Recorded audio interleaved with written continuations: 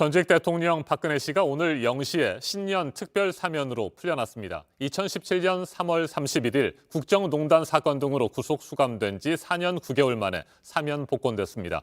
20대 대통령 선거가 70일도 남지 않은 상황에서 박근혜 씨의 석방이 어떤 파장을 낳을지 주목됩니다. 고위공직자범죄수사처의 통신자료 조회 논란도 대선 전국을 뒤흔들 뇌관으로 떠오르고 있습니다. 불법 사찰이라는 국민의힘과 합법적 수사로 봐야 한다는 더불어민주당의 충돌도 격화되고 있습니다. 최영일 시사평론가 자리 함께했습니다. 어서 오십시오. 안녕하세요. 네, 전직 대통령 박근혜 씨 사면 복권되면서 별도의 메시지를 내지는 않았습니다. 네네. 그런데 어제 저녁부터 서점에 배포되기 시작했죠. 네. 옥중 서신을 묶은 책을 통해서 뭐 하고 싶은 말을 한 것으로 보이는데 네. 일단 국정농단 사건에 대해서는 사과를 하지 않았고 네. 탄핵에 대해서 부당하다라고 호소하면서 언론이나 사법부에 대한 불만도 드러냈어요. 네, 어떤 사심을 가지고 네. 이익을 취하려고 한 바가 없다. 다만 이제 측근의 문제 때문에 이렇게 열심히 국정에 이제 헌신한 것이 무너진 것은 너무 가슴이 아프다. 이런 취지가 담겨 있고요. 서문에 보면 재밌는 대목이 있습니다. 정치를 함께 시작했던 이들이 모든 짐을 자신에게 지우는 것이 너무 이제 힘겨웠지만 국민들의 위로로 이제 그 마음을 털어낼 수 있었다. 이런 취지예요. 네. 그러니까 이제 과거에도 우리 박근혜 전 대통령의 배신 트라우마 얘기가 많이 있었는데 그 대목이 이 서문에도 담겨 있습니다. 어쨌든 말씀하신 대로 명확한 메시지는 없습니다. 그동안에 이제 정치인으로서 생활해 왔던 것들을 지금 이 탄핵이라는 과정까지 정리를 하고 무엇보다 이제 옥중에서 받았던 위로 편지들에 대한 감사의 마음이 담겨 있는데요. 이 자체가 우회적으로라도 지금 일종의 사면 메시지가 아닌가. 왜냐하면 이 책 자체가 1월 출간 예정이었는데 12월 30일 딱 이제 사면이 자정이 되면 사면되는 날 출간 시점을 맞췄어요. 그러면 이제 출간을 좀 서둘러서 앞당긴 감이 있고 이 책 자체가 사면에 대한 1차 메시지다. 이렇게 해석해도 좋을 것 같습니다. 네, 밤사이 병원 주변에서는 지지자들이 폭죽을 네. 터뜨리고 환호성을 질렀습니다. 그러면서 석방을 반겼는데 진보단체 등은 네. 또 사면에 반대하는, 사면을 규탄하는 집회를 갖기도 했었고요. 네. 청와대 박근혜 씨 사면의 명분으로 국민 화합을 얘기하지 않았습니까? 네. 그런데 일부 여론은 엇갈리는 것 같습니다. 엇갈립니다. 지금 사실은 조금 이제 난감함이 있죠. 문재인 정부 입장에서는 국민 화합, 특히 이제 건강 문제를 중요하게 고려했다. 요 대목이 이제 좀 눈에 띄긴 하는데요.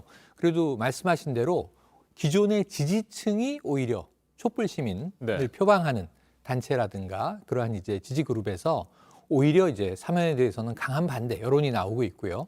또는 문재인 정부를 강하게 반대해왔던 강성 보수층에서 이번 사면을 굉장히 이제 반기고 있는 또 입장이기 때문에 이게 크로스된 형태로 지지와 반대층에서 교차된 입장이 나오고 있어요. 네. 이것이 이제 앞으로 2달여 남은 대선에 어떤 영향을 줄지도 큰 관심입니다. 네, 말씀하신 대로 대선에 대한 영향이 어느 정도가 될지가 가장 그렇습니다. 궁금합니다. 일단 윤석열 국민의힘 대선 후보 연일 미안하다라는 네. 얘기를 하고 있습니다. 국정농단 사건을 지휘하지 않았습니까? 그렇습니다. 네, 윤석열 후보가 그렇고요. 그러면서 박근혜 씨 지지층을 끌어안으려고 하는 그런 총력을 기울이는 모습인데 이거 어떻게 보세요? 예, 그러니까 지금까지는 이제 국정농단에 대한 당시의 수사는 이거는 본인의 위치가 검사였고 적법한 과정이었기 때문에 이를 충실히 한 것일 뿐이다라고 이제 선을 긋고 있는 것이죠.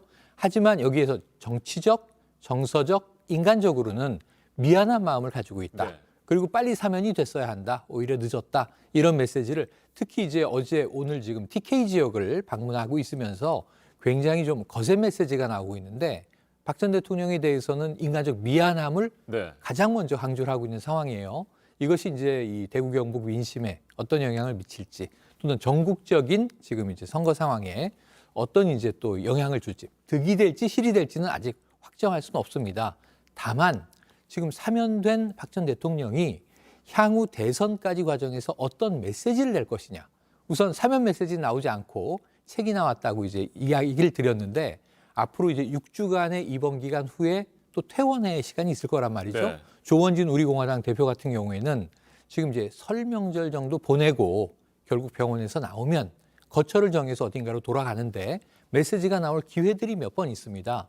이게 윤석열 후보에게 좀 유리한 메시지일 것이냐, 불리한 메시지일 것이냐. 그런데 오히려 박 전 대통령의 지금 사면과 이후에 이제 석방 과정을 보면 야권이 분열될 수 있는 여지가 있다. 이게 지금 관측의 네. 포인트이기 때문에 지금 오히려 여당 입장에서는 이제 사면을 하고 문 대통령이 끌어안고 비난과 비판을 받을 수는 있지만 문제는 야권의 경우에는 박 전 대통령은 그렇다면 누구를 지지하는 것이냐.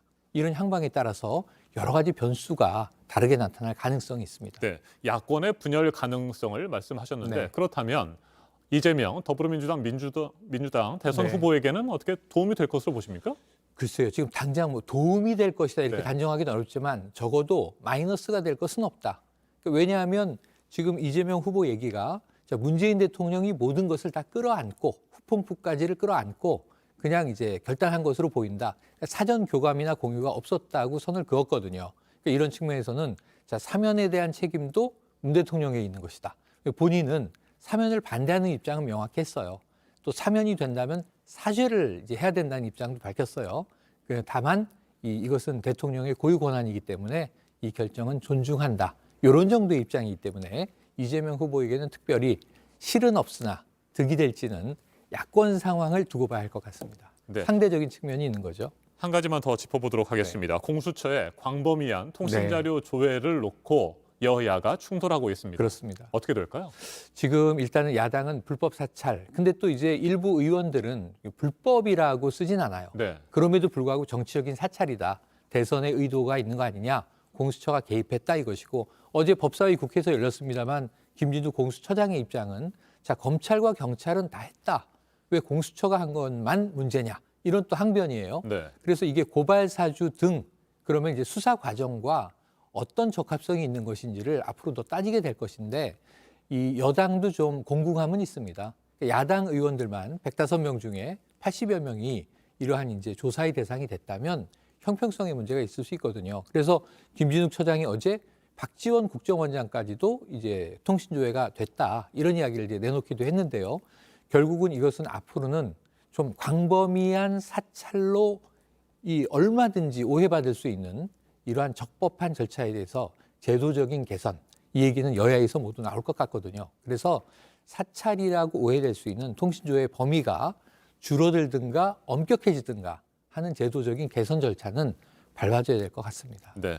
지난 1월 검찰개혁의 상징으로 화려하게 출범했던 공수처가 네. 뭐 여러 가지로 위기를 맞고 있는 것 힘들고 같습니다.